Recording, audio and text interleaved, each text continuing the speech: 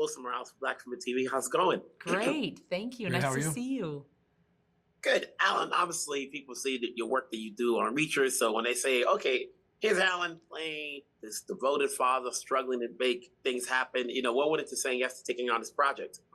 I think you set it up perfectly. The fact that it's not Reacher, this is not a character that could fight his way out of the problem, which to me makes him way more relatable. I mean, I think most of us have struggles in our lives. Most of us feel, like there's, nothing we can do about it. And a lot of us require the help of those around us who are willing to share their love and resources and time to help us through. So it's a call to action, but I just think that's a very real story for many of us.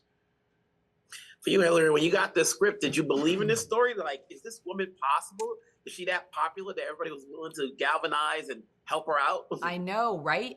When they say that life is stranger than fiction, there's so much truth to that, because had this been a fiction film, you would have said, oh, come on, really? Like, can we just tone parts of this down that don't seem realistic? But that's just such a reminder that beautiful things do happen in everyday life.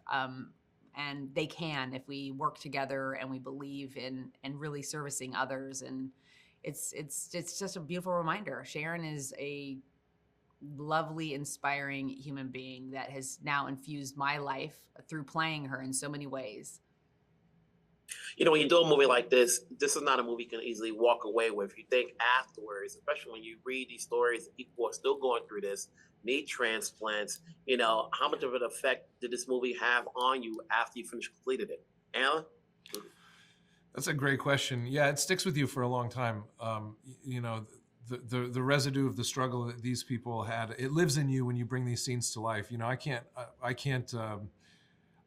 Some of these scenes are very difficult, and you go home at the end of the day, and you can't just shake it off. So it stays a part of you. I think the body doesn't know the difference between the real experiences they're having versus ones that we force upon it in these scenes, and so it lives in your body, and so you think about it long afterwards. And again, that message of like, we need each other, it resonates and reverberates in there. So it stuck with me for quite a while. Did you guys have a chance to talk to any of the people involved back then? Hilary? I did. I didn't. I was afraid that Ed would think I was. Here's the thing. So I just did another movie playing a real person, and the man's no longer with us, but his sister is, and the author of the book that the movie was based on told me that he went to the sister to tell her that I was playing the guy, and she wept bitterly because she said Anders looked nothing like Alan. This is a terrible casting choice. And so I knew, I think it's better if just nobody actually knows I'm involved with the project until it comes out. Until she saw it probably and was like, oh, yeah. You're extraordinary. Thank you for bringing my brother to life. Yeah, yeah. Well, I don't know, but she ain't texting me. This is not... No, but I think Ed, I was a bit of a miscast. The real Ed had very little. It was very blue collar and not a lot of money, not well fed, and then you got me coming in at like 6'3", 240 pounds, like I'm gonna fist fight the blizzard. But I have to say that to this, because you did Men's Health, I think, was it? Right. And when they interviewed me for that, I said I had never actually didn't know what Alan looked like, and I hadn't seen his work yet. So what's beautiful about that in so many ways is that it's a reminder to us to not judge someone by what we think they are, because we're so much more than what is projected onto us. And yes, you're this handsome, strapping man who can do action film, but he's also this man who has deep heart and empathy and connection. And so let's not judge someone by one thing that they do or what they look like. And that goes for everybody. That goes for non-actors too. Anyone we see in the world, on the subway or in a restaurant or whatever it may be, is to just know that we're all more than these objectifications or trivializations that are placed upon us. And so I was really happy to have not known anything and to meet him in as a human, and then get to see what he's capable of and what we're all capable of if we just don't let any of that make us who we are. Which is why we use the word embodied.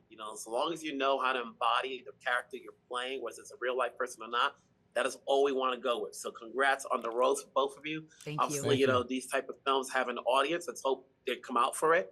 And we'll talk down the road on your other projects down the Thank road. you. Thank you so Take much. care.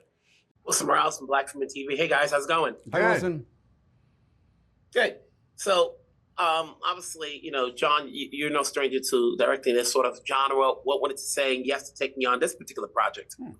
Well, this was a project, you know, Kevin and I and Kingdom Story Company, we produced and made a number of films with Lionsgate, a whole slate of films really. And normally we're pitching projects to them. This was one that they pitched to us. It was sort of a passion project. It had been in development for many years, and it made its way to Lionsgate through Dave Matthews and John Berg, who produced Elf. And so they brought it to us and said, we think this is a movie that you guys, that's kind of right up your alley. We read it, we agreed, and it was a no-brainer for us to say yes to this one. So then, obviously, this is based on a true story. So, is there a lot of research knowing this is something that came to you guys? It's like, okay, can we do this? We've got to get all the parties involved. Kevin? Yeah, first of all, making a movie with Jon Gunn, he is like obsessed with research. And so, because he wants to get every nuance, every detail absolutely right. He wants to be able to immerse the audience into this world that this family is living in. He does such a masterful job at doing that. And so, thankfully, I knew Pastor Dave Stone outside of this whole thing, known him for about 15 years. And I called him immediately and just said, was this real? Like, talk to us about how this actually happened and played out. And so we had access to, you know, the real people that this happened for, and very fortunate. But yeah, this is Mr. Research over here. Well, that's one of the gifts of having a true story. You know, when you're writing a movie from scratch, you have to dream everything up. When it's a true story, there's a lot that you can pull from. And we want, because it's true and real, and it's a very important story about a real family struggles, we wanted to get it right. So they were a great asset, but also just trying to get the 1994, like remembering what it was like to live in a world before we had cell phones, and remembering what it was like when it was like the radio and the local news was how we got our information from each other, and remembering what it was like when communities really would come out together and help one another selflessly. It's a great reminder, and it's a great little time capsule of that era. Oh yeah, now people will look at this and goes, "Wait a minute, that jacket was not around at that time." That's right. And by the way, They say- Hilary plays a hairdresser in this movie, and so the woman that headed up our hair and makeup department was also a hairdresser in the 90s. So we were obsessed with making sure there was no product on the shelf that wasn't appropriate for that time, and all the little details that hairdressers used was accurately portrayed in this film. So hopefully we got all that right. Speaking of the cast, you know, what went about in getting it Hilary and Alan? Obviously, with Alan, with the Reacher stuff, you just don't see him in this type of film, but Yeah. here he is. Yeah, I don't think the world is going to believe what this is a version and a side of Alan Ritchson no one's seen. Yeah. And it's so authentic, and he's so vulnerable. He's just like, he's a dad. He's a blue-collar working man. He's a roofer trying to take care of his family, a mild-mannered, quiet man who couldn't be any different, more different than Reacher. And I think people are going to be shocked when they see this performance from him. He's great in the film. And to be balanced by Hilary Swank, who's so filled with life and color and personality, the way she crashes into his life. They're a great duo. We were thrilled to get them both, and they're magic on screen together. When you do these type of stories, obviously people look at it as, oh, okay, it's faith-based. You know, what am I getting out of it? You know, it's like when you're watching this, you know, obviously there's a lot of meanings in this movie. But Kevin, for you, you know, when you take on these projects and a story like this, what's your hope that the audience will get out of it? Yeah, for this particular story, Ordinary Angels, you know, I feel like it's completely accessible to everybody. It doesn't matter what your religion is, what your faith is.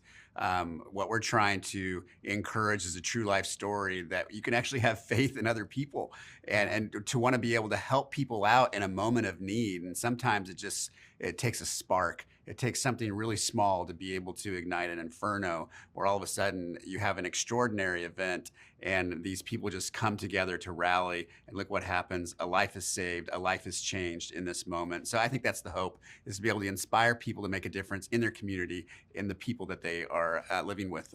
Yeah, it's a great reminder for all of us that you step out your front door. You can make a difference in the world just by helping one person. And Hilary says it, her character, Sharon, in the movie says, I'm so determined to help this family because I'm here and because I can. Right. Like, that's all it takes, is to make yourself available and to be willing to serve others. And then by helping others, we heal ourselves. And it's a great reminder and a message I think we're really thrilled to share in the world at this moment in time.